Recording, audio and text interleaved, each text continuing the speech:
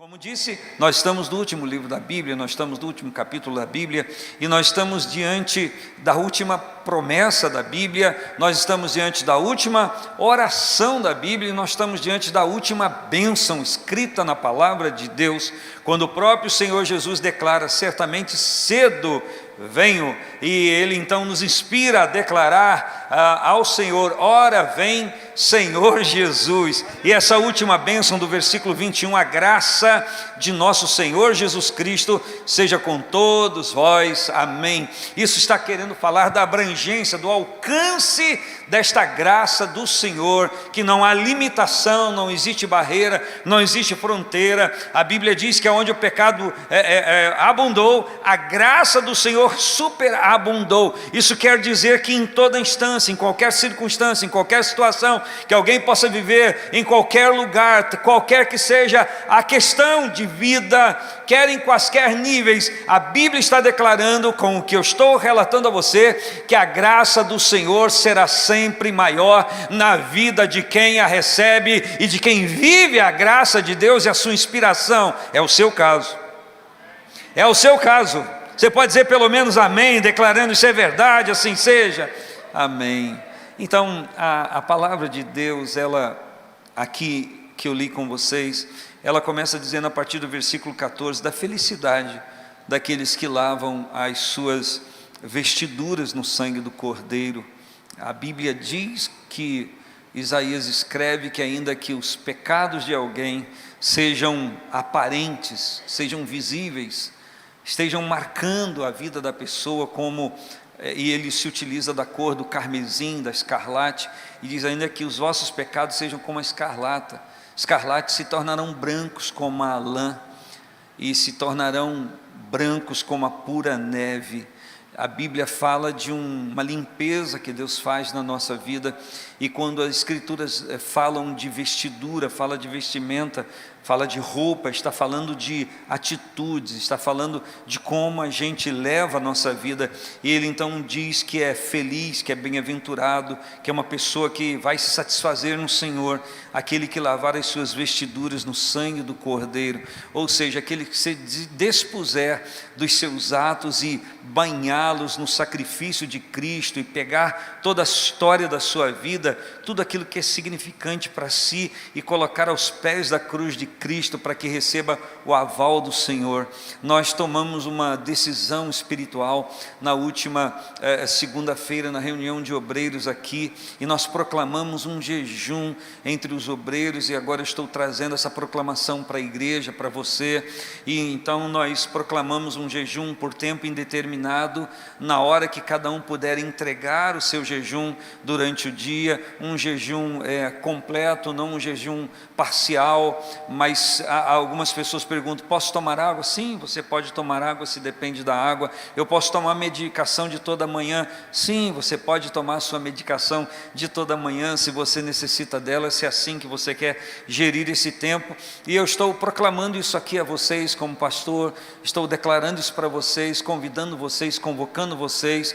Todas as vezes que Deus quis agir, que Deus quis fazer algo tremendo, Ele primeiro prepara o nosso coração, Ele prepara a nossa vida, e nós temos motivos muito específicos para entrar nessa proclamação, nessa prática do jejum. É um propósito que veio ao nosso coração interessante. Ontem eu estava no culto dos jovens, e a irmã Sabrina, lá da igreja Maranata, que é uma amiga nossa, amiga da nossa igreja, estava aqui ministrando. Interessante, ela falou exatamente o propósito do nosso jejum. A ministração dela, ela pregou sobre nós conhecermos, sabermos do que o céu pensa ao nosso respeito, o que Deus tem a dizer acerca de nós. E foi exatamente isso que eu falei na segunda-feira, que o propósito do nosso jejum era, primeiro, individualmente, para nós conhecermos o que Deus pensa e vê ao nosso respeito de maneira individual. E o segundo propósito, conjuntamente, é para que a gente ouça a Deus o que Ele pensa a respeito da quinta igreja, dessa igreja aqui, que nós estamos servindo a Ele. O que você acha? Você está interessado em saber o que Deus pensa de você? O que Deus sabe de você? Porque na verdade Deus não acha, Deus não imagina, Deus sabe, Deus conhece você, conhece a mim. E às vezes nós estamos tão além, distante disso, que a gente vai gerindo a nossa vida, a nossa maneira, e a gente mesmo faz a nossa autoavaliação de quem nós somos diante de Deus, mas nada como o Espírito nos revelar, nada como o Espírito nos falar, nada como nós recebermos isso diretamente de Deus. E o propósito aqui não é ouvirmos um profeta de longe que vem e diga ainda que a maneira que Deus vai falar, não sou eu quem vai determinar, isso é com Ele. É Ele quem faz, é operando Deus, ninguém impede, é Ele, fica ali, está livre para fazer da maneira que Ele quiser fazer, mas eu estou convidando vocês a um propósito, para que a gente ouça diretamente de Deus, e para que a gente ouça diretamente de Deus, no mínimo, nós precisamos estar muito próximo dEle, precisamos estar perto dEle. Então é um convite, é uma convocação a nós fazermos isso. Isso foi feito na Bíblia tantas vezes, diante do povo, quando estava para entrar na terra prometida, para conquistar aquilo que Deus próprio havia dito. O Josué levanta a sua voz e ele diz: santificai-vos, porque amanhã o Senhor fará maravilha no meio de vós. Ele está dizendo: se coloquem diante do Senhor, para que Ele ministre a vontade dEle a vocês, e vocês façam parte da bênção. O que o Espírito quer é que eu entenda, que você compreenda, que nós compreendamos e vivamos a bênção que Ele está liberando para nós, em nome de Jesus. Amém? Então, no texto em que eu li com vocês, o tempo é indeterminado do jejum, tá? Não tem tempo determinado, não. Isso a gente vai sentir aí orando e Deus nos comunicando. A Bíblia fala de pessoas que vão ficar de fora do reino de Deus, do reino eterno do Senhor. A Bíblia fala dessas pessoas e lhe cita a prática interessante, que a Bíblia não fala de pessoas diretamente como raiz, como raça, nada disso. Ela fala de prática, de pessoas que têm atitudes conforme as que eu li. E no versículo 16 o Senhor assume isso para si. Ele diz: eu, Jesus, enviei o meu anjo para vos testificar essas coisas nas igrejas. E Ele diz quem Ele é. Ele diz: eu sou a raiz, a geração de Davi, a resplandecente estrela da manhã. E aí então é liberada uma palavra que a gente começa a entender, a compreender o desejo de Deus, o desejo do Espírito que habita você, que habita em mim. O versículo 17 diz: e o Espírito e a esposa dizem: vem. E quem ouve, diga: vem. E quem tem sede, venha. E quem quiser, tome de graça da água da vida. Quem quiser, tome de graça da água da vida. Eu quero dizer a você que está aqui esta noite, que está sentado nessas cadeiras, que veio para celebrar o Senhor conosco, que se você quiser, você pode tomar hoje de graça desta água da vida, de graça e com graça. Ela vai ser servida a você. Enquanto eu falo a você, esta água já está sendo servida a você. E dos episódios bíblicos que a gente relembra de imediato é aquela cena da mulher samaritana junto ao poço de Jacó, que na verdade é um recipiente escavado na rocha, que ajuntava a água da chuva e que não tinha uma água corrente. Na verdade era como um tanque que ajuntava ali a água para que em determinado tempo as pessoas pudessem ir buscar. E a palavra diz que o Senhor saía de um lugar para ir a Jerusalém, se não me engano, e disse que importava passar por Samaria. E exatamente naquele lugar onde o poço estava, a mulher chega e ele pede. Eu estou só relembrando com você, sintetizando. E a mulher vai tirar água. Ele diz: dá-me de beber. E ela diz: você é judeu, não pode falar comigo, e além do mais eu sou mulher, e os homens não podem falar com mulher num lugar como esse, e ainda mais sendo da nação que você é. E o Senhor Jesus disse para ela: se você conhecer o dom de Deus, se você tivesse conhecimento do dom de Deus e soubesse quem é que te pedes água, você que lhe pediria, e eu lhe daria da água viva. E aí a mulher retruca: água viva? Tu não tem nem como tirar essa aí, da onde você tem água viva? Sem que ela perceba, ela já está bebendo da água viva que Jesus está oferecendo. Ela só tem a noção quando de súbito ela tenta cogitar na questão da raça, e o Senhor Jesus disse para ela: olha só, vai lá e chama teu marido. Ela diz: eu não tenho marido. E Jesus disse: você fala bem, porque já teve 5, nenhum deles era teu, que tem agora também não é teu. E ela diz: eu vejo que que és profeta? E a Bíblia declara que aquela mulher sai a passos largos, correndo. Interessante que ela deixa junto ali ao local da água, ela deixa o cântaro que ela levou para levar água para a sua casa que ela precisava levar. Por quê? Porque ela estava saindo com um cântaro, que era a sua vida, cheia da água viva, transbordando, e ela vai e conta para os seus concidadãos, para as pessoas do seu relacionamento, e a palavra diz que Jesus fica naquele lugar ainda 2 dias, e no momento, no clímax, ela continua falando de Jesus, e as pessoas dizem: olha, agora você pode parar de falar, não precisa mais dizer não, porque agora a gente já está ouvindo diretamente dele. É isso, o Senhor quer que a gente seja atraído à presença dele, à glória dele, de alguma forma. A maneira como Deus vai usar não importa, o importante é sermos atraídos ao Senhor, e atraídos ao Senhor, estando diante dele, nós não deixarmos de provar daquilo que ele está nos oferecendo. Então que seja essa uma noite de um banquete espiritual para mim e você, e que isso traga tanto impacto no nosso coração, que a gente possa declarar: ora vem Senhor Jesus. Por quê? Porque declarar isso, pedir isso, e não estando com a vida no altar de Deus, com a sua vida preparada, é pedir juízo. Mas quando a nossa vida está no altar do Senhor, e quando nós temos entendimento que ainda que não haja perfeição absoluta na gente, mas há um desejo forte, há uma vontade muito grande de buscar ao Senhor, de honrar ao Senhor, de viver na presença do Senhor, e nós não colocamos obstáculo algum naquilo que o Senhor quer ministrar e promover na nossa vida de mudança. Então, quando o Senhor enxerga isso dentro do nosso coração, a palavra pode soar estranha, mas Ele fica livre para agir dentro da nossa vida, Ele fica livre para fazer todas as coisas que Ele quer fazer, porque na verdade, se há algum impedimento na sua vida ou na minha vida, para esse agir de Deus, não está fora de nós, está dentro de nós. Somos nós mesmos que impedimos o Senhor de completar a obra na nossa vida, por conta das nossas escolhas, por conta das nossas opções. Mas o texto diz que o Senhor testifica, Ele diz: certamente cedo venho.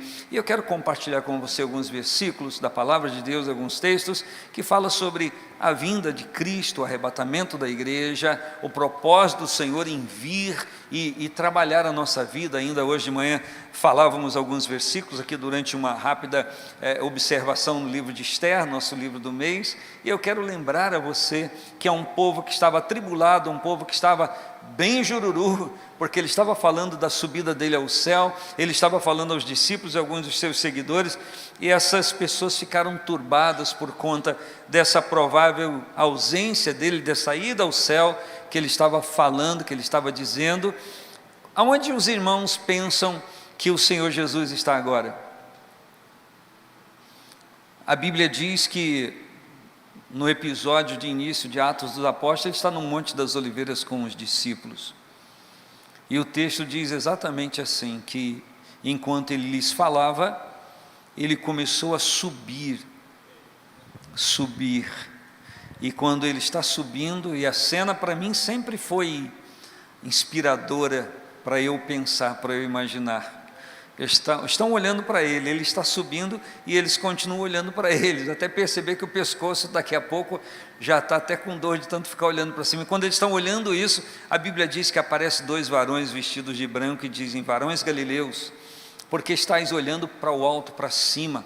Esse mesmo Jesus que dentre vós foi assunto ao céu, subiu aos céus, há de vir da mesma forma como para o céu viste ir. E quando nós lemos o livro de Zacarias, ele diz que quando ele voltar para os judeus, ele vai pisar no Monte das Oliveiras, no mesmo monte onde estava quando subiu, e ele vai pisar o Monte das Oliveiras, e o Monte das Oliveiras se fende em 2, no sentido oriente para o ocidente, e abre um grande vale entre os 2 montes, porque ele está pisando, ele abre com o poder da sua presença, e ele diz: e fugireis pelos vales dos meus montes, diz o Senhor, quando Israel tiver acuado com o conglomerado das nações inimigas para o destruir, o Messias desce, e eles reconhecem aqueles que traspassaram. A Bíblia diz que eles vão reconhecer aqueles que eles mesmos traspassaram, aqueles que entregaram aos romanos para o matar, para o crucificar, eles vão reconhecer isso. Mas a Bíblia fala E a Bíblia diz que Ele está à mão direita de Deus no céu, e intercede por nós. Ele é o nosso advogado. Aonde Jesus está agora? No céu. Ele está no céu dos céus, está no lugar do seu trono. Alguns gostam de dizer no terceiro céu, no lugar mais alto, no lugar inalcançável por qualquer método humano, mas que qualquer humilde, estão se fazendo, tem uma aeronave agora interespacial para fazer viagens em volta da Terra, enfim, conhecer algumas coisas da galáxia, né? E engraçado que para chegar diante do Senhor, estar diante do Senhor, você não precisa ter dinheiro, não precisa nada disso, é só ter um joelho que se dobra à autoridade do Senhor, é só adorar a Deus nesta terra, e isso vai acontecer com você, vai acontecer conosco. Quem pode dar glória a Deus? E em João 14 ele escreveu: não se turbe o vosso coração. Estou relembrando você, credes em Deus, credes também em mim. Ele disse: na casa de meu pai há muitas moradas. E ele disse: se não fosse assim eu teria dito para vocês, porque vou preparar-vos lugar. Ele disse: se eu for preparar lugar, virei outra vez e vos levarei. Qual é o processo de vir e levar? Não é um processo de vir e ficar no mesmo lugar. O processo de vir e levar é tirar de um lugar e colocar no outro. Então o que a palavra está dizendo é que Jesus está trazendo a promessa do arrebatamento, a promessa de tirar os fiéis desta terra e levar para o céu, levar para a sua glória. E a gente encontra isso. Eu quero convidar você a abrir a Escritura. Eu trouxe até 2 Bíblias para facilitar aqui. Em 1 Tessalonicenses, você pode alcançar comigo esse texto? A gente só vai ver, eu sei, falei dias atrás sobre isso, mas quero de novo compartilhar com vocês esse texto, ou esses textos da palavra de Deus. Em 1 Tessalonicenses, no capítulo 4, vê se você encontra aí. Se for difícil para você achar rapidinho, anota para você ver depois. A partir do versículo 13, a Bíblia diz que Paulo, aconselhando a igreja que estava em Tessalônica, ele diz: eu não quero, irmãos, porém, irmãos, que sejais ignorantes, desconhecedores acerca dos que já dormem, para que não vos entristeçais como os demais que não têm esperança. Paulo está trazendo uma orientação, uma elucidação espiritual de como está aguardando essa ressurreição dos mortos, aqueles que já partiram e dormiram em Cristo, como a Sagrada Escritura diz. Ele diz: porque se cremos que Jesus morreu e ressuscitou, assim também os que em Jesus dormem descansam, Deus os tornará a trazer com ele. Dizemos-vos isso pela palavra do Senhor, que nós, os que ficarmos vivos para a vinda do Senhor, não precederemos os que dormem, não iremos antes deles, porque o mesmo Senhor, escute, o mesmo Senhor descerá do céu com alarido e com voz de arcanjo e com trombeta de Deus. Imagine, o mesmo Senhor, Jesus, descerá do céu com alarido, com voz de arcanjo e com trombeta de Deus. Imagine o barulho, imagine a altura dessa manifestação.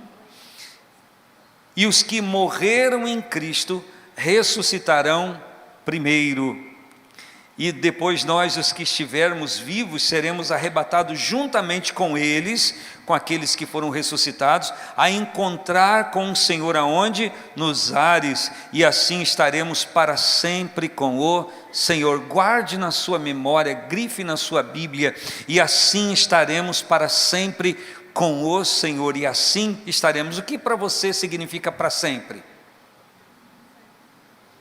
Você vai dizer para sempre, eternamente. Isso é difícil na nossa linguagem, mas aí ele diz: mas irmãos, acerca dos tempos e das estações, não necessitais de que vos escrevas, porque vós mesmos sabeis muito bem que o dia do Senhor virá como o ladrão de noite. Ou seja, o súbito da sua vinda, ele virá. E na parábola das 10 virgens, em Mateus 25, fica muito claro de pessoas que estão em um momento como nós estamos, apercebidos e vigilantes, mas alguns de nós podem, por conta do tempo, achar que isso pode não acontecer, que algumas pessoas podem dizer que isso aqui é ilusão, que isso aqui nunca vai acontecer, que isso é irreal, que isso é um conto de carochinha, isso é uma lenda. E a Bíblia então diz que o dia do Senhor virá como um ladrão de noite. Não obstante ao fato de o dia do Senhor vir como ladrão, acontecer como ladrão de noite, Paulo escreve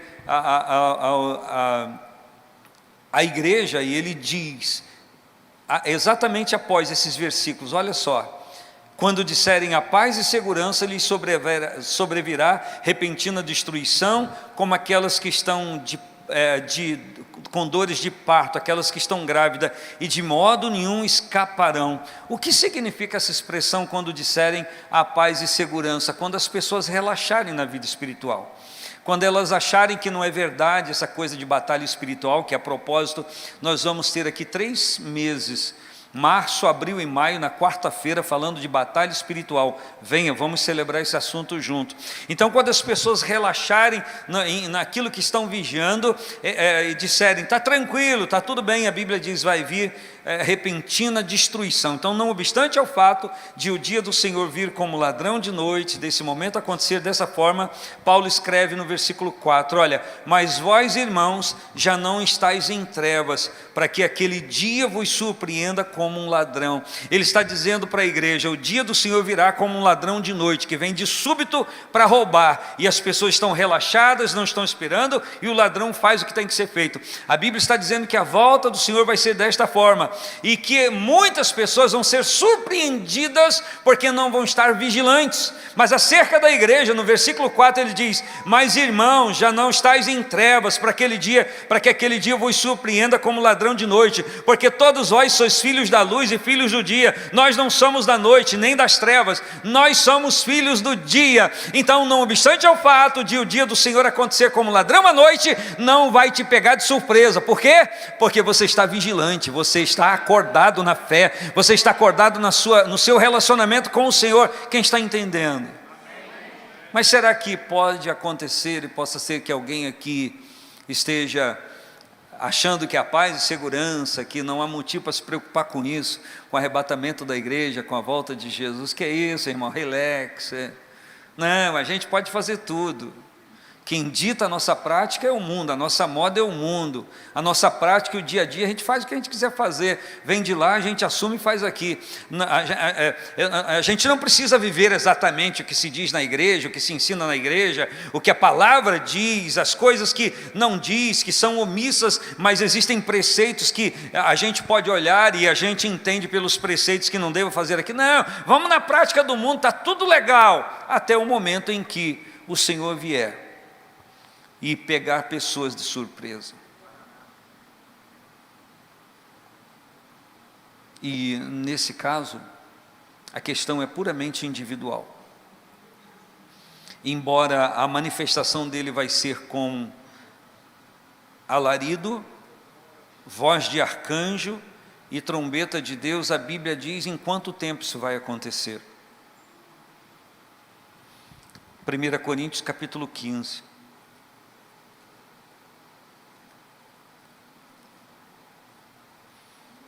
É um estudo bíblico, pastor? Quem sabe?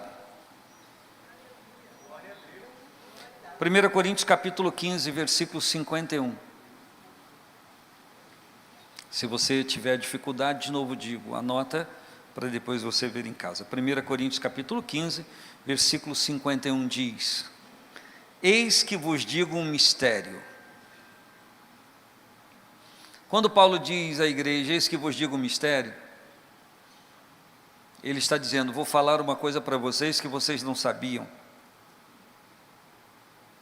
Mas ele também pode se referir, vou falar uma coisa para vocês, que mesmo que vocês saibam, fiquem atentos, porque possa ser que não seja como você pensa. Eis que vos digo um mistério. Se ele vai dizer um mistério, ele está começando a dizer uma revelação. Certo? Porque o mistério fica como mistério, até o momento que se fala nele e o Espírito começa a revelar. Amém? Eis que vos digo um mistério. Na verdade, nem todos dormiremos, mas todos seremos transformados. Então, peraí. Aos Tessalonicenses ele diz que quem morreu ressuscita primeiro, e os que são vivos são transformados. Junto nós subimos a encontrar com o Senhor nos ares. E agora a palavra é completa. Ele diz, na verdade, nem todos dormiremos. Está falando da morte do corpo. Na verdade, nem todos morreremos, mas todos seremos transformados. Todos. Para entrar no céu, a Bíblia diz que carne e sangue não podem herdar o reino de Deus. Ou seja, essa natureza carnal não pode entrar lá. Já pensou a natureza carnal de uma pessoa entrar no céu? Vai ter fofoca, fuxico, heresia, vai ter facção, vai ter divisão, não é verdade? E no céu não existe isso. No céu não existe isso. A palavra diz. Então, a Bíblia diz que todos nós seremos transformados. Olha o versículo 52. Num momento, num abrir e fechar de olhos. Olhe para mim, por favor. Tire os olhos da Bíblia e olhe para mim. Todos olhem para cá. Eu não consigo olhar para todos ao mesmo tempo, mas vocês conseguem olhar para mim. Dá uma piscada de olho. Já foi. Então, quando é que esse alarido, essa voz de arcanjo, essa trombeta de Deus vai acontecer para que o povo de Deus seja tirado da terra? Já foi, um piscar de olhos, num abrir e fechar de olhos. Alguém diz que são milésimos de segundos. Eu não tenho nenhum mecanismo para contar o tempo de abrir e fechar os olhos, mas piscou, já foi. Então pode ser um sonido muito grande, mas vai acontecer num momento. A palavra é num momento, algo que não dá para se medir. Num abrir e fechar de olhos, esse clamor de trombeta, esse alarido, essa voz de arcanjo, esse barulho intenso, pá! Vai ser menos do que eu fiz aqui agora. E a igreja subiu, e o Senhor arrebatou a igreja. Então, ele diz, num momento, num abrir e fechar de olhos, ante a última trombeta, porque a trombeta soará, e os mortos ressuscitarão incorruptíveis, sem a corrupção no seu ser, e nós seremos transformados. Ele diz, porque convém que isto que é corruptível se revista da incorruptibilidade, isso que é mortal se revista da imortalidade. Quando isso acontecer, o que é corruptível for incorruptível, o que é mortal for imortal, cumprir-se-á a palavra que está escrita: tragada foi a morte na vitória. Justamente Oséias 13:14, que a gente ressaltou num dos dias aí do mês de março. E aí ele pergunta: onde está a morte, o teu aguilhão? Onde está o inferno, a tua vitória? E ele diz: o aguilhão, aquilo que incentiva a morte, é o pecado, e a força do pecado é a lei. O versículo 57 ele diz: mas graças a Deus que nos dá a vitória por nosso Senhor Jesus Cristo. Então, esse graças a Deus que nos dá a vitória por nosso Senhor Jesus Cristo não pode ser canalizado para lutas pequenas da nossa vida humana. Muito embora é fato que Ele nos ajuda, mas essa expressão, graças a Deus que nos dá a vitória por nosso Senhor Jesus Cristo, é através do Senhor Jesus Cristo, é através do seu ato de crucificação, o seu sacrifício por mim e por você, o Ele entregar-se na cruz do Calvário, o deixar-se colocar na sepultura, embora Jesus nunca estivesse morto ali. A Escritura diz que enquanto o seu corpo está na sepultura, onde colocaram, ele estava fazendo uma obra espiritual que a Bíblia fala um pouco, e não é um mérito aqui de falar sobre isso agora, mas quando abrem, tiram lá a pedra do sepulcro. Não tiraram. Quem é que tirou? O anjo tirou, rolou a pedra e viram, não tinha mais nada lá, nem o corpo estava lá, nada dele se decompôs. Oh, glória a Deus, bendito seja o nome do Senhor, aleluia, que vive e reina para todo sempre. Então, a palavra está dizendo que Ele, o Senhor, nos dá a vitória. O Senhor Deus nos dá a vitória por Cristo Jesus. Então, a vitória sobre o pecado, a vitória sobre a condenação eterna, quem nos dá essa vitória é Deus através de Jesus. A Bíblia é clara ao dizer que Deus estava em Cristo reconciliando consigo mesmo o mundo. É uma coisa realmente, como o presbítero Rei de Negócio dizer, uma coisa meio de doido, porque a gente ofende Deus, o homem ofende Deus, e Deus então propicia, Ele traz algo para resolver esse negócio. É Ele que coloca. Olha só, Deus tinha tudo para reclamar de todos. Vocês pecaram, se fizeram imundos, estão distantes de mim. E a Bíblia diz que Deus colocou todos debaixo desta lei do pecado e da morte, para com todos usar de misericórdia. Ou seja, era o mundo todo pervertido, condenado, que deveria se humilhar diante de Deus, que deveria consertar com Deus.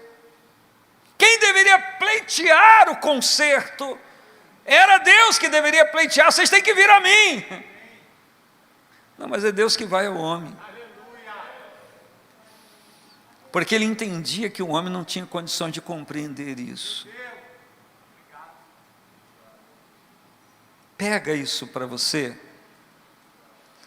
Então ele mesmo se reconcilia com o homem e ele dá o seu filho para que isso aconteça. E o interessante é que aqui em Apocalipse quem está falando é o Filho, quem está falando é Jesus Cristo. É Ele que diz: certamente cedo venho.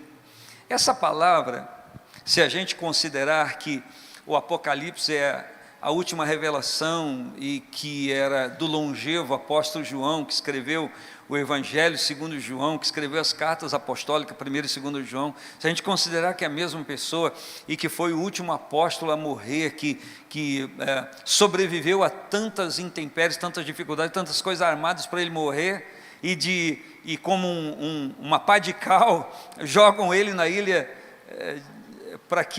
na ilha de Patmos, Patmos? Sim, para que ele morresse ali por meio das feras, ou enfim, de alguma doença ou qualquer coisa, no lugar que ele então tem essas revelações. Na verdade, eles pensavam que estavam exilando João na ilha de Patmos. Não. Era o Senhor dizendo: traga meu filho para cá. Eu podia trasladar ele, mas traga ele para cá, que eu tenho umas coisas para contar para ele, e ele vai contar para a minha igreja, ele vai contar para o meu povo. Então, quando Jesus diz: certamente cedo venho, ele não está dizendo só para você isso, ele não está dizendo só para mim, ele não está dizendo para a 5ª Igreja Assembleia de Deus de Nova Friburgo, ele está dizendo para todas as igrejas que cuidam cultuar ao Senhor nesse tempo. Só que ele não está dizendo só para as igrejas desse tempo, ele está dizendo para todas as igrejas, desde lá da fundação da igreja, quando ele diz: sobre a rocha edifico a minha igreja, e as portas do inferno não prevalecerão contra ela. Ele está dizendo para todos os remidos, para todos aqueles que morreram na fé, que terminaram o seu ciclo terreno, como Paulo diz: eu combati o bom combate, completei a carreira, mas guardei a fé. O meu combate não me fez perder a fé. Eu vou agora,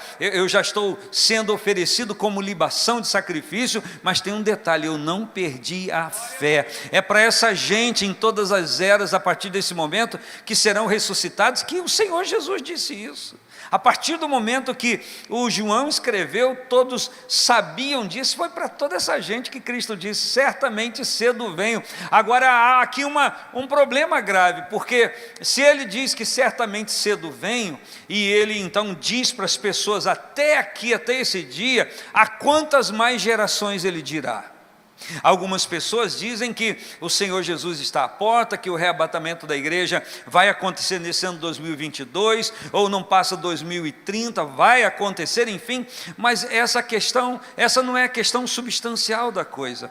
Podem vir outras gerações de crente a partir de nós, e essa palavra é para eles também. O Senhor Jesus vai continuar dizendo: certamente cedo venho. A nossa confusão com essa expressão é a mesma que o povo da época de Pedro tinha. Ele precisou escrever na segunda carta algo referente a isso. Por quê? Nós somos limitados no tempo, mas o Senhor é eterno. O Senhor não é limitado como você. Você nasceu esses dias atrás, aí olha como é que você já está. Olha aí, passaram alguns anos, olha como é que você está. Deus te guarde, porque vão passar mais anos, olha como é que você vai ficar. Então, porque você não é eterno, você é limitado no tempo, mas Deus é eterno. A Bíblia diz que de geração em geração Ele é Deus. Quando a Bíblia fala que Jesus é o alfa e o ômega, ele se refere ao contexto da criação, das coisas criadas, que todas as coisas foram criadas nele.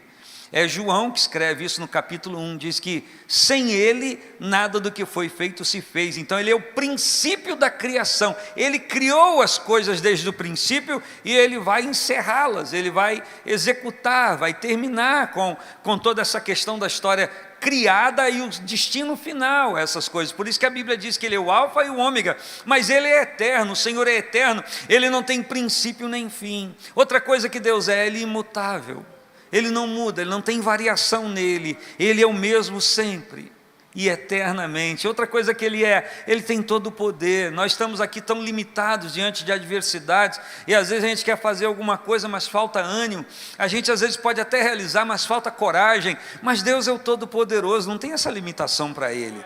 Ele é onisciente, Ele sabe de todas as coisas ao mesmo tempo. A gente não sabe nem o que pensa, a gente não sabe nem o que está aqui dentro agora. A gente pensa saber, mas na verdade a gente não sabe. Não conseguimos decifrar através de um sorriso de uma pessoa, de um choro da pessoa, o que realmente a pessoa está sentindo. Mas a Bíblia diz que o Senhor sonda os corações e pesa o Espírito. A palavra diz que o Espírito de Deus penetra todas as coisas, Ele sabe de tudo. E a gente poderia ficar falando aqui sobre os atributos de Deus, sobre tudo que o Senhor é, e nós somos tão restritos na nossa maneira de ver e de viver. Por isso que eu quero usar um texto com você, de 2 Pedro, por gentileza. 2 Pedro,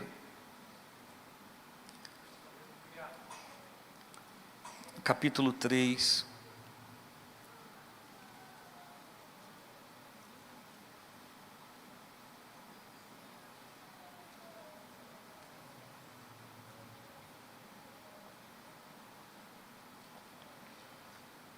Diz assim, em 2 Pedro capítulo 3: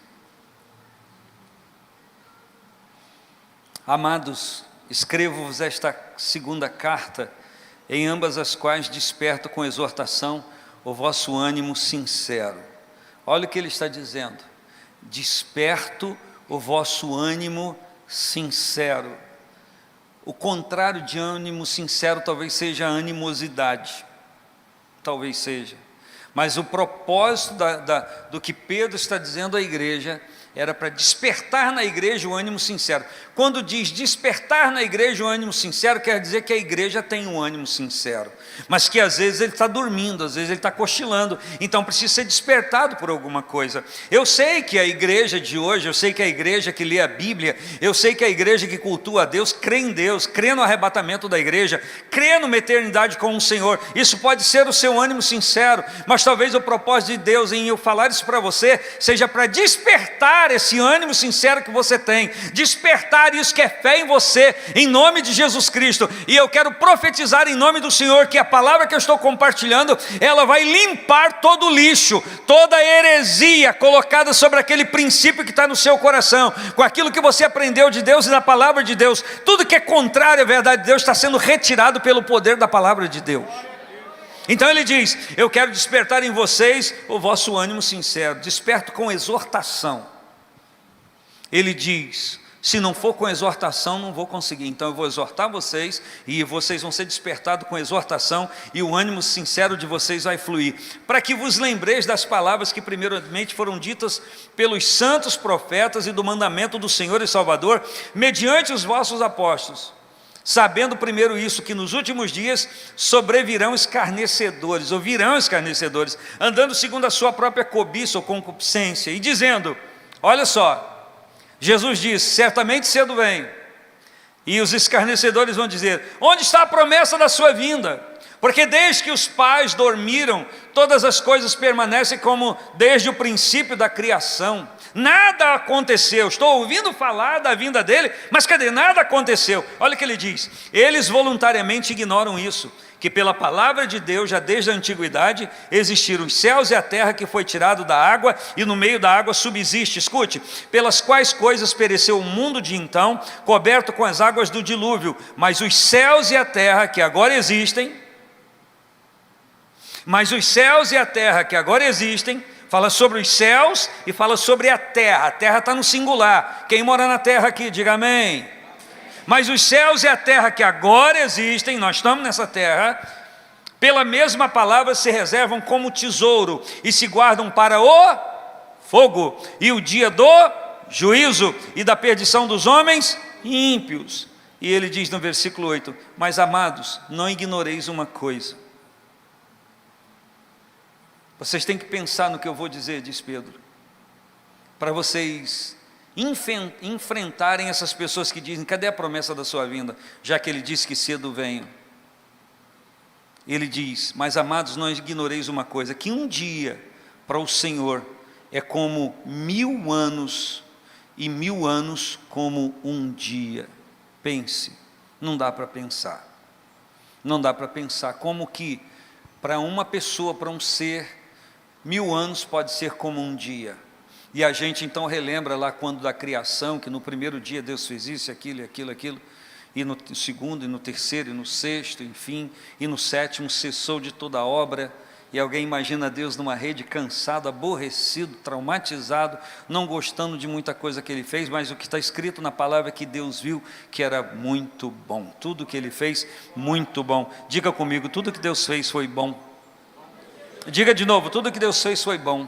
Se você crê que tudo que Deus fez foi bom, declare: tudo que Deus fez foi bom. Deus só faz coisa boa. Fez você. Você é uma boa pessoa, você é um cara legal. O Senhor não retarda sua promessa, ainda que alguns a tenham por tardia, mas é longânimo para conosco, não querendo que alguns se percam, senão que venham a arrepender-se. Por que Jesus não arrebatou a igreja há 10 anos atrás? Porque Ele é longânimo, longo ânimo, tardio em irás, tardio em executar seu juízo. Por quê? Porque Ele não quer que ninguém se perca. Eu estou vendo pessoas aqui, eu tive o privilégio de ser criado na casa de Deus, estou vendo pessoas aqui que servem ao Senhor há muitos anos que eu conheço, mas eu pergunto, e me permita com carinho, quantos estão aqui hoje que reconheceram a Cristo como Salvador e não tem mais de 10 anos? 10 anos para menos, levanta a mão, deixa eu ver. Por favor, levanta a mão, não vou fazer pergunta a vocês não. 15 anos, de 15 anos para cá, quem? Quem está com a mão do 10 fica levantada, viu? 20 anos, 30 anos, 40 anos, agora pode abaixar. Sabe o que a Bíblia está dizendo? Que se Jesus tivesse voltado há mais de 40 anos, você tinha ficado. Você não tinha conhecido o seu amor, não tinha se envolvido com Ele. Então por que Ele não voltou? Porque Ele é tardio, foi longânimo, perdão, para com você. Ele queria te salvar, Ele queria estender a salvação, ao mesmo ponto que Ele está estendendo a todas as pessoas. Mas existe um dia que Ele vai dizer: agora acabou o tempo, agora, esse é o momento. E isso é de atribuição dEle, Ele é soberano. Mas no tempo que Ele aguarda, no tempo que Ele espera, as pessoas que esperam dizem: está demorando. Mas o projeto dEle é de salvação. Para Ele não está demorando, porque 1000 anos para Ele é como o dia de ontem que passou, diz o salmista. Nós estamos sujeitos a essa questão, ao Cronos, né? Aí tem a Kairos, você fez lá naquele negócio da equipe dos homens, lembra? Aquela camisa bacana, preta, com letras brancas, né? O Kairos, o tempo de Deus, o movimento de Deus no seu tempo em relação ao nosso tempo. A gente fica totalmente perturbado com isso. Então, o propósito de Deus é a salvação. E Ele diz no versículo 11: havendo de perecer todas essas coisas, que pessoas vos convém serem santo trato e piedade, aguardando e apressando-vos para a vinda do dia de Deus, em que os céus em fogo se desfarão e os elementos ardendo se fundirão, adquirirão nova forma por conta do fogo que os abrasará. Então, na verdade, a promessa de Deus, a promessa de Cristo não está e não é tardia. Ela vai se cumprir no tempo determinado, mas esse tempo aguarda você. Você que está aqui, que não tem uma aliança com o Senhor Jesus ainda, Jesus não arrebatou a igreja há poucos minutos atrás por amor a você, por misericórdia a você. Só que isso vai chegar um dia que essa porta vai se fechar. E como lá na parábola das virgens, e como a gente gosta de parafrasear Apocalipse capítulo 3, versículo 20, eis que estou à porta e bato. Se alguém ouvir a minha voz e abrir a porta, eu entrarei em sua casa com ele, cearei ele comigo. Ora, se Jesus está à porta e bate, querendo entrar, de que lado ele está? Do lado de fora. Então eu preciso compreender até que ponto eu tenho colocado Jesus para o lado de fora da minha vida. Eu posso reconhecê-lo como meu Salvador, mas em algumas questões particulares, Jesus agora só fica do lado de fora, porque isso aí decido eu, só fica aí. Mas existem pessoas que resistem a Cristo, que bate a porta, que quer entrar, que quer celebrar consigo, quer trazer algo de valor para a sua vida, mas essas pessoas resistem ao Senhor, ao Espírito Santo abatido de Cristo, entendem que precisam tomar uma decisão, mas não tomam uma decisão, ficam protelando, ficam prorrogando algo que não é prorrogável, porque o dia de Cristo para a vida de cada um de nós é hoje, não é amanhã, é agora. Por quê? Porque se Ele voltar amanhã, se você não tomou a decisão hoje, como é que fica você? Na verdade, como é que fica? Você fica. Simplesmente assim. Mas nesse dia, por amor a nós, o Senhor está nos convidando a pensar sobre isso. Como que nós estamos aguardando a sua volta?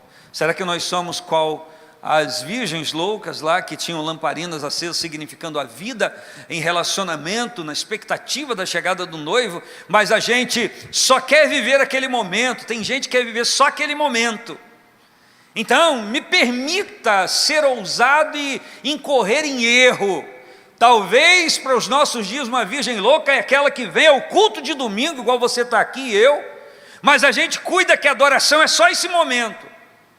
Na segunda-feira e na terça, e na quarta, e na quinta, e na sexta, e no sábado, a gente faz o que a gente pensar, não importa esse negócio de relacionamento com Deus. Mas quando pensa no domingo, e alguns até, vocês sabiam que alguns evitam até vir no culto de celebração da ceia, porque sabem que participando daquilo estão fazendo alusão a algo importante da sua vida espiritual, e como aquilo não é verdade, sabe que não é, nem aparece. Porque sabe que a Bíblia diz que vai tomar condenação para si, afirmando algo que não está vivendo. Mas se for verdade que eu disse que eu poderia incorrer em erro, que pessoas que vêm ao culto domingo à noite e vivem tudo contrário que a gente ouve aqui de palavra e canta, que a gente declara para Deus cantando, se é uma verdade que eu posso fazer uma comparação assim, então quero lhe dizer que, ao menos hoje, a lamparina está acesa. Se isso é uma realidade, então aproveita que ela está acesa e que o azeite de Deus está presente na sua vida para te dar um pouco, suscitar um pouco da realidade sua espiritual de relacionamento com Deus. Não deixa essa lamparina apagar na segunda, não. Não deixa nem na terça, nem na quarta. É ou não é, Léo? Nem quinta, nem sexta, nem sábado. Chega aqui no próximo domingo. Pastor, eu estou aqui, está aceso, mas está tão pequenininho, não tem problema não. Vem acesinho dessa forma, que o poder de Deus vai te inundar de novo. Você vai se encher do óleo de Deus, mais uma vez na nossa comunhão, e vai viver, e vai sobreviver, e no outro, até você aprender a chegar aqui cheio, com o tanque cheio, glorificando a Deus, de uma semana de vitória espiritual, e aí você vai ajudar outra pessoa que igualmente precisa. Amém? Que tal esse propósito, que tal esse pensamento? Pois é isso que eu e você precisamos fazer em Deus. Então ele diz, certamente cedo venho, ora vem Senhor Jesus. Então quando a gente tem o entendimento que a nossa vida está no altar de Deus, a gente pode dizer para Deus, vem Senhor, vem. Tem um cântico da época, quando o pastor Enéas era criancinha, ele tinha 5 anos, ele cantava assim, podes vir, estamos esperando Jesus, pode vir. Vai dizer que não cantava, não demore Senhor. Se dizer que não cantava, não vai casar. Podes vir, podes vir, podes vir, podes vir, podes vir, estamos esperando Jesus, pode vir, não demore Senhor, contigo eu quero subir, não demore Senhor, podes ir. Dá para cantar? Pode vir, estamos esperando Jesus, pode vir. Está cantando, né, pastor? Pode vir, estamos esperando Jesus, não demore Senhor, contigo eu quero subir, não demore Senhor, podes ir, podes vir. Só que tem um detalhe que eu quero compartilhar com você para entregar essa mensagem. concluí-la. A gente leu em 1 Coríntios, capítulo 15. Onde está a morte, o teu aguilhão? Onde está o inferno, a tua força? Onde está o teu poder? Eu peço que você abra sua Bíblia em Isaías 28.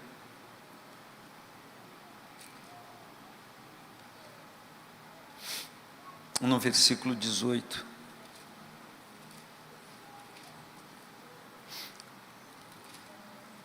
A Bíblia fala que tragada foi a morte na vitória.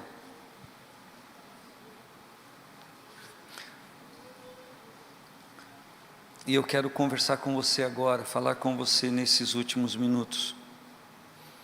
Se realmente foi tragada a morte na vitória em relação a você. Por quê? Porque se o Espírito me revelar, ou se eu conhecer, ou souber de alguma coisa que eu preciso acertar na minha vida, eu preciso tomar a decisão imediata, eu não posso ficar esperando. Você que está aqui, irmão, você visitante, convidado, não há tempo mais para a gente protelar isso, para a gente prorrogar. Todo acerto e todo início de acerto com Deus, de conserto na nossa vida, precisa começar quando a verdade chega. Quando a iluminação da palavra ilumina a nossa mente e mostra o que nós precisamos fazer. O que Jesus Cristo disse, Ele disse: conhecereis a verdade e a verdade vos libertará. Ele estava falando de conhecer a Ele, mas Ele estava falando de nós nos conhecermos a nós mesmos. E quando qualquer verdade chega para nós, que contrapõe a mentira ou a ignorância que nós estamos vivendo, nós devemos abrir mão daquilo que até então estava presente e abarcar, trazer para dentro de nós, aceitar, receber a iluminação da verdade de Deus dentro de nós. E Isaías 28, 18 diz assim, aliás o versículo 15 diz, o povo dizia: fizemos concerto com a morte e com o inferno fizemos aliança. E eles diziam: quando passar o dilúvio do açoite não chegará a nós. Quando o dilúvio do açoite passar, da correção passar, ela não vai chegar a nós, porque pusemos a mentira por nosso refúgio e debaixo da falsidade nos escondemos. E assim diz o Senhor: eis que eu assentei em Sião uma pedra já provada, falando de Cristo, pedra preciosa de esquina que está bem firme e fundada, e aquele que nele crê não se apresse. Regrarei o juízo pela linha e a justiça pelo prumo, e a saraiva varrerá o refúgio da mentira, ou seja, as pessoas não vão ter mais a mentira para se refugiar, e as águas cobrirão o esconderijo, elas não vão poder fazer uso desse artifício que até então faziam. Agora olha o versículo 18, e o vosso concerto com a morte se anulará, e a vossa aliança com o inferno não subsistirá. Concerto, acordo, aliança, o vosso concerto com a morte se anulará. Tem pessoas que fazem concerto com a morte sem saber o que estão fazendo. Quando a verdade de Deus chega e as pessoas têm consciência disso, elas então apelam para o livramento de Deus, é o que a palavra está dizendo. E a Bíblia continua dizendo: e a vossa aliança com o inferno não subsistirá. A validade dela vai se extinguir. E quando a gente lê o profeta Isaías escrevendo sobre isso, ele diz que a unção vai despedaçar todo jugo, vai eliminar todo jugo. E é isso que eu quero falar com você hoje, que a unção de Deus, que a presença do Senhor, ela anula, ela quebra, ela aleja esse concerto com a morte. Que concerto com a morte? A maioria das pessoas não tem ideia de juízo, ou que estão fazendo um concerto com a morte, uma aliança com o inferno, tomando algum tipo de decisão. Mas quando a verdade chega pelo poder da palavra e pela presença do Espírito Santo, e ele começa a convencer a pessoa. Jesus disse, João escreveu no capítulo 16, que quando o Espírito viesse, ele convenceria o homem do pecado, da justiça e do juízo. O Espírito Santo continua convencendo pessoas do pecado, da justiça e do juízo. O Espírito Santo está aqui. Ele está convencendo pessoas do pecado, da justiça e do juízo. Se há pecado em mim, se há coisas que precisam de acerto com Deus, eu quero esse convencimento do Espírito, eu quero essa fala de Deus dentro de mim para eu acertar, para me expor esse acerto de Deus, essa correção do Senhor. Você pode fazer coro comigo e dizer amém a isso?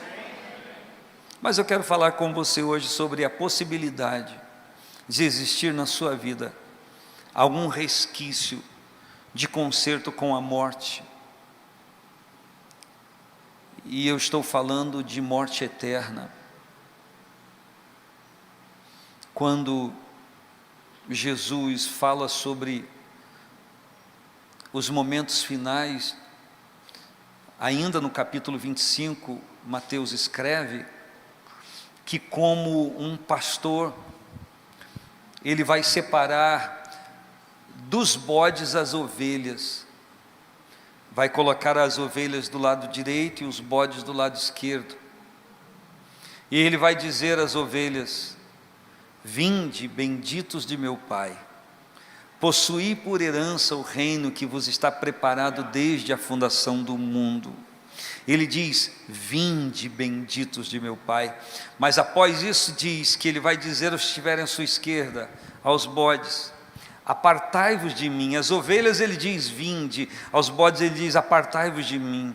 As ovelhas ele diz: possuí por herança o reino que vos está preparado desde a fundação do mundo. E aos bodes ele diz: aos que estão à sua esquerda, e me permita, eu estou apenas usando uma expressão bíblica, quando fala bode, alguém que não se submete, alguém que resiste ao senhorio do pastor Jesus, alguém que é repelente à sua voz, alguém que diz: não, eu cuido do meu próprio nariz, eu vou gerenciar a minha própria vida, não tenho que dar satisfação a ninguém.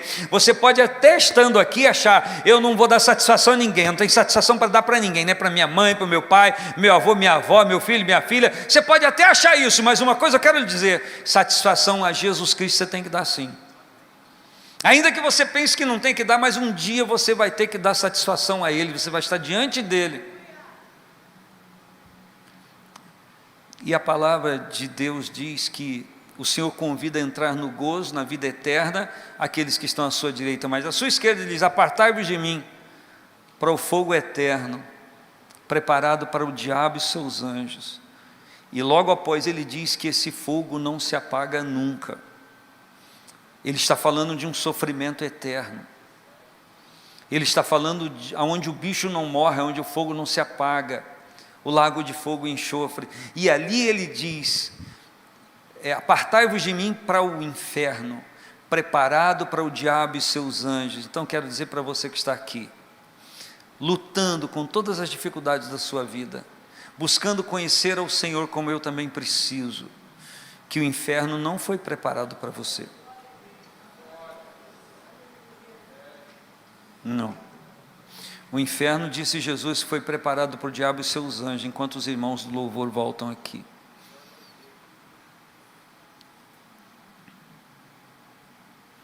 O inferno não foi preparado para você. Só que infelizmente alguns vão para lá, não obstante ao fato de não ter sido preparado para a gente, para a pessoa, porque o que Deus preparou para nós é o céu, é a morada eterna com Ele. Mas por conta da nossa obstinação, ou obstinação de algumas pessoas, infelizmente elas vão para o lugar que Jesus está dizendo: não deveriam ir, e nem eu queria que fosse, porque eu preparei algo muito melhor. Mas como não me quiseram, como não me aceitaram, como não quiseram o que eu preparei, então fica com aquilo que prepararam para si próprios. Jesus reitera isso de uma forma muito específica no Sermão no Monte, que aliás, eu vou pregando e fazendo merchan aqui, que aliás, nossos olhos, todo domingo, 9 horas da manhã, no culto da palavra aqui na escola bíblica, Sermão do Monte. Sermão no Monte, no capítulo 7, versículos 13 e 14, ele diz: porfiai por entrar pela porta estreita, porque largo e espaçoso é o caminho que conduz à perdição, e são muitos os que entram por ela. mas a porta estreita, cujo caminho é estreito, que conduz à salvação, poucos há que a encontrem. Então o que o Senhor Jesus está dizendo? Eu quero que você entre pela porta estreita, que para você entrar já vai começar a te exigir. Olha, para você entrar aqui, você tem que deixar isso aqui. É como alguém que vai entrar no portal estreito e está cheio de bagagem, cheio de coisas, e quer entrar, porque sabe que ali é o caminho da salvação, porque dentro de você é um espírito que clama, é um espírito que geme pelo Salvador Jesus. Você pode até não admitir, mas há um espírito dentro de você que clama. O salmista diz: a minha alma tem sede de Deus. E às vezes as pessoas querem entrar, mas a porta é estreita, no sentido de dizer: você tem que deixar isso aí. Jesus disse: quem quiser vir após mim, negue-se a si mesmo, tome cada dia a sua cruz, venha e siga-me. E Jesus disse: eu quero que você entre aqui. Por quê? Porque João escreveu no capítulo 10 o que Jesus disse: eu sou a porta. Jesus disse: eu sou a porta, quem entrar por mim salvar-se-á. João 3,16 diz que Deus amou o mundo de tal maneira que deu seu Filho unigênito, para que todo aquele que nele crê não pereça, mas tenha vida eterna. Jesus Cristo disse, João escreveu: eu sou o caminho, a verdade e a vida, ninguém vem ao Pai se não for por mim. Ele está dizendo: eu sou a porta. Aí você chega na porta que é Jesus, para entrar no reino eterno que a gente já começa a viver aqui, cheio de bagagem, cheio de coisas, apetrechos. Jesus disse: aqui você não pode entrar. Você pode entrar, mas você tem que deixar essa bagagem aí.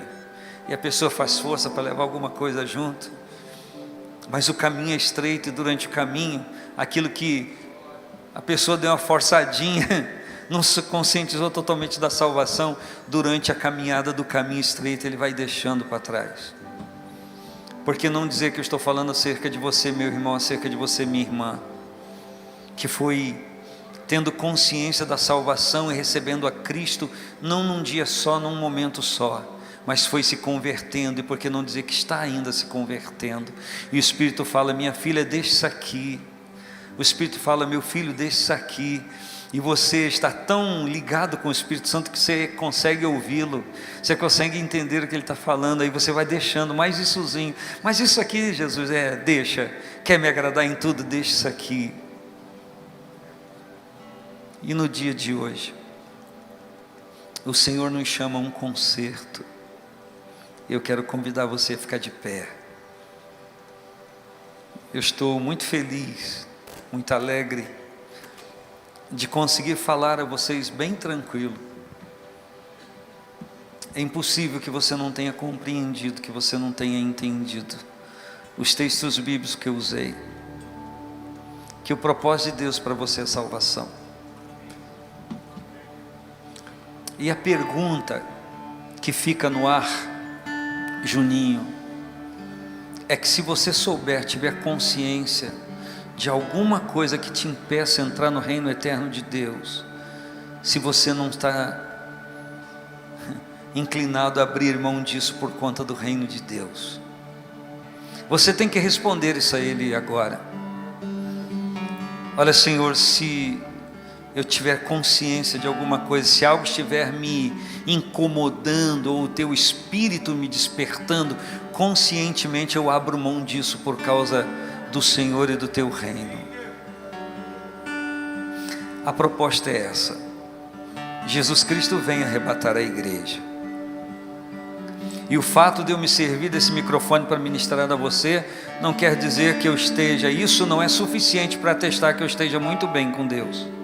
O fato do Vinícius estar com aquela camisa tipo Floresta Amazônica atualizada, não quer dizer que ele está completamente bem com Deus.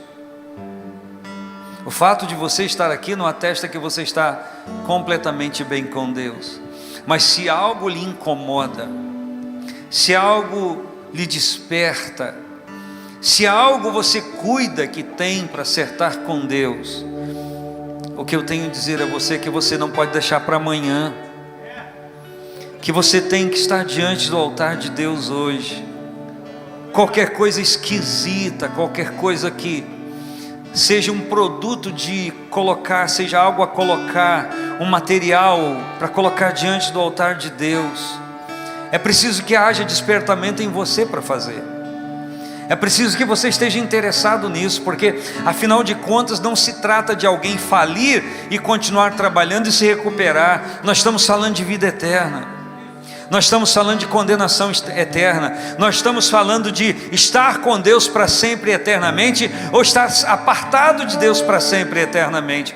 E conscientemente, nenhuma pessoa em sã juízo escolheria a morte. Quando uma pessoa deseja morrer, você pode saber que tem desequilíbrio nela. E quando uma pessoa, sabendo da verdade de Deus, opta pela morte espiritual, tem alguma deficiência nessa pessoa que precisa de ajuste e correção. O Espírito de Deus está aqui trabalhando no nosso coração, trabalhando na nossa vida com a sua palavra. E eu quero apregoar que hoje é um dia de ajuste, de acerto de coisas com Deus. Que você não pode deixar para resolver amanhã o que você precisa resolver hoje. E seria muito cômodo para você fazer uma oração onde você está. Seria muito cômodo você, reconhecendo algum material que você precisa colocar diante do Senhor, se arrepender, mudar de vida, ou que você está com dificuldade de vencer. Seria muito fácil orar com você onde você está. E você pode sair daqui hoje e as coisas continuarem da mesma forma para você. Isso é uma decisão sua. O que você vai fazer com a sua vida, que é preciosa, porque teve origem em Deus? A fonte da sua vida é divina, não é o inferno. A fonte da sua vida é o céu. Há uma eternidade implantada em você quando Jesus te trouxe à luz da madre da sua mãe. E a inspiração do Espírito que está dentro de você é para Deus. Qualquer outra coisa distante de Deus é tortuosidade, porque foi Ele que te fez. Mas agora, qualquer aliança com o inferno, qualquer aliança com a morte, só pode durar até agora, quando a palavra chegou para você. Aí você vai dizer: mas pastor, eu não fiz isso. Mas se há alguma coisa residindo em você, alguma ideia, algum pensamento que você luta, um pensamento que está aqui, não sai daqui, você conscientemente não vai fazer aquilo, mas é uma guerra, uma batalha. Isso precisa ser entregue diante de Deus. Você precisa decididamente acertar isso. E eu tenho que lhe dizer que o dia é hoje, não é amanhã. Se a gente compreendeu a palavra dessa forma sucinta que eu expus aqui, e dessa forma frágil que eu também expus, mas dá para compreender, o dia do acerto é hoje. O dia de acertar é hoje. Qualquer coisa, qualquer concepção, qualquer inibição espiritual, ela tem que ser trazida para Deus, para você ter solução. Qualquer agravo na sua mente, eu digo qualquer agravo, que te afasta de Deus e das coisas de Deus. Então eu quero convidar você para receber uma oração de entrega disso diante do altar de Deus. E eu não estou te taxando de desviado, distante de Deus. Não é isso, não é essa a questão. A questão é você, irmão, da igreja, aqui que está aqui, que vem aqui, que participa dos ministérios da igreja, dos setores da igreja. Estou falando com você primeiramente, e estou falando também com todos os convidados e visitantes que estão aqui.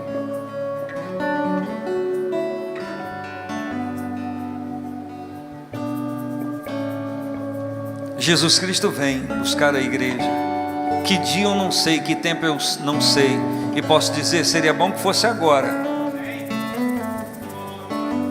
Mas não importa o dia, não importa o tempo, não vai nos pegar de surpresa, por conta de estarmos aprontados para isso. Então eu quero convidar você que tem algo para colocar diante de Deus, uma luta, uma batalha sua, algo que está sendo difícil de vencer, uma coisa que tem profundamente relacionamento com as coisas de Deus, que te inibe, que tem tolhido você, mas que você compreende que precisa ser colocado diante de Deus e que isso é importante para você. Então, se você quiser, saia do seu lugar e vem aqui. E meu irmão, minha irmã, vem cá. Olha, eu quero colocar coisas diante de Deus. Vem aqui.